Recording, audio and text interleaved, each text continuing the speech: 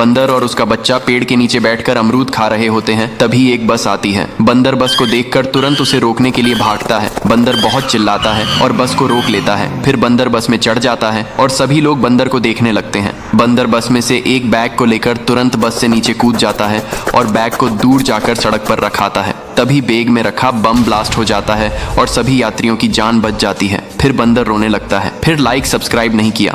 बंदर और उसका बच्चा दूर दूर से सिर पर रखकर सोने की ईंटें लेकर आते हैं और फिर घर बनाना शुरू करते हैं और धीरे धीरे घर बनकर तैयार हो जाता है। और फिर दोनों मिलकर एक गोल्डन सोफा लेकर आते हैं और फिर घर पर एक टीवी लगाते हैं।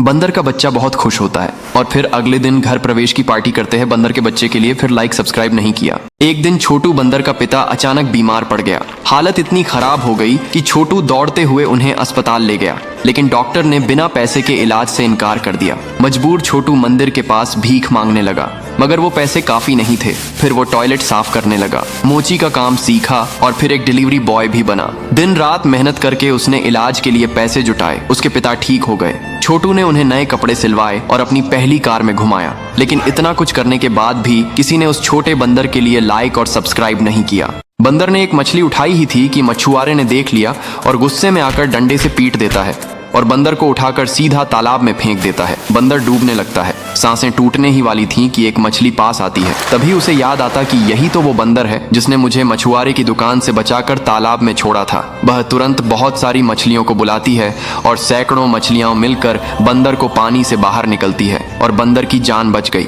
लेकिन आपने अब तक लाइक और सब्सक्राइब नहीं किया। बंदर हर रोज पेड़ से अमरूद तोड़ता है, लेकिन एक दिन बंदर को पेड़ से कुछ अमरूद गायब लगते हैं। तो बंदर चोर को पकड़ने के लिए झोपड़ी में छिपकर नजर रखने लगता है। तो तोता हर दिन की तरह आज भी अमरूद चुरा कर जाने लगती है। तो बंदर तोता का पीछा करता है और तोता अपने घर आ जाती है और अमरूद को झोपड़ी में रख देती है। बंदर समझ जाता है कि तोता अंडे देने वाली है, इसलिए वह अपने बच्चों के लिए खाना इकट्ठा कर रही है। फिर एक दिन बहुत तेज बारिश होने लगती है। बंदर दौड़ता हुआ आता है और तोता को अपने साथ ले आता है। कबूतर का घर पानी में बह जाता है। अब तोता कुछ दिन में अंडे देती है और उनसे बच्चे निकलते हैं। फिर लाइक सब्सक्राइब नहीं किया। ये बंदर एक होटल में काम करता था और बचा हुआ खाना अपने बच्चों को खिला देता था। दुकानदार बंदर को कुछ खाना और कभी पैसे भी दे देता था। बंदर इसी तरह अपने बच्चों का पेट भरता था। लेकिन एक दिन दुकान पर अधिक भीड़ होती है, खाना कम होता है। दुकानदार का मूड खराब होता है। रात हो जाती है और बंदर को खाना दिए बिना ही घर चला जाता है।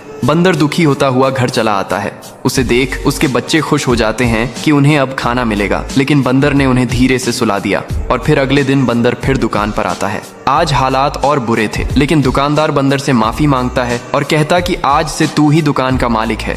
बंदर खुश होता है और बंदर अकेला ही दुकान को संभालता है। लेकिन एक दिन दुकानदार का एक्सीडेंट हो जाता है। लोग उसे अस्पताल ले जाते हैं और बंदर को जब यह पता चलता है तो बंदर बच्चों के साथ अस्पताल पहुंचता है। तब तक बहुत देर हो जाती है और दुकानदार मर जाता है। अब बंदर रोने लगता है। इस बंदर के लिए एक लाइक भी ना किया। बंदर और उसका बच्चा एक ट्रैक्टर लाते हैं और बरसात आने से पहले घर बनाने के लिए मिट्टी लाते हैं और फिर घर बनाने लगते हैं और कुछ ही दिनों में घर बनकर तैयार हो जाता है। फिर बंदर और उसका बच्चा घर में बैठकर आराम करने लगते हैं। तभी बाहर एक सफेद बंदर आता है और स्प्रे से घर को गीला कर देता है और घर पिघलकर टूट जाता है। फिर बेचारे बंदर रोने लगते हैं। फिर लाइक सब्सक्राइब नहीं किया।